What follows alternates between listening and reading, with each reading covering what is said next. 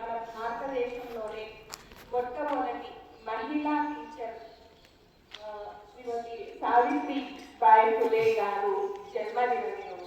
అంటే ఈమె జనవరి 3, 1831 నైగావ్ అనే ఊర్లో మహారాష్ట్రలో జన్మించారు. ఎందుకు ఇంత ప్రత్యేకత అంటే ఆ 80th సెంచరీలోనే ఆ రోజుల్లో చాలా అనగబడిన మనకు ఏదో ఒక తరంలో లేడీస్ చదువుకోవడం అనేది చాలా కష్టం.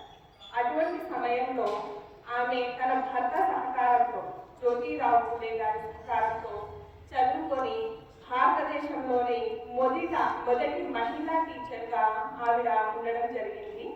అంతేకాకుండా ఆమె తన వరకు తను చదువుకోవడమే కాకుండా తను మహిళల కోసం, అదేవిధంగా ఆడపిల్లల కోసం, వాళ్ళ ఎడ్యుకేషన్ కోసం ఆ రోజుల్లో ఆమె చాలా కష్టపడింది.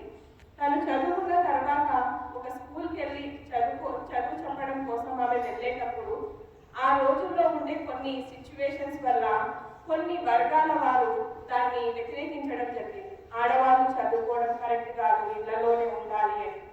ఆమె స్కూల్కి వెళ్ళే క్రమంలో ఆమె మీద బురద వేయడం, తర్వాత రాళ్ళు వేయడం ఇలాంటివి చేసేవారు.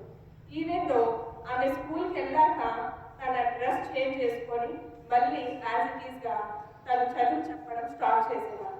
ఈ విధంగా ఆ రోజుల్లో ఆమె ఇలాంటివి ఎన్నో ఎదుర్కొని కూడా ఒక సామాజిక కార్యకర్తగా, అదేవిధంగా లేడీస్ కోసము, ఆడపిల్లల చదువు కోసము ఆమె చాలా కృషి చేశారు. అదేవిధంగా ఆమె సత్యశోధ సమాజ్ అనే ఒక ఆర్గనైజేషన్ ద్వారా కూడా చాలా పనులు చేయడం జరిగింది.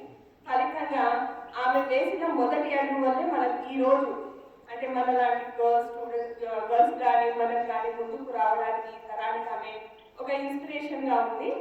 దీన్ని బేస్ చేసుకొని ఐ థింక్ ఈ మధ్య విజయవాడలో ఈరోజు మామూలుగా టీచర్స్ డే సెప్టెంబర్ 5 చేసుకుంటాం కదా, అదేవిధంగా మహిళా టీచర్స్ డేని మొదటిసారిగా విజయవాడలో ఈ రోజు కొన్ని ఆర్గనైజేషన్స్ వాళ్ళు చేయాలి అని కూడా అనుకుంటా ఉన్నారు. ఇది కూడా అభినందించదగ్గ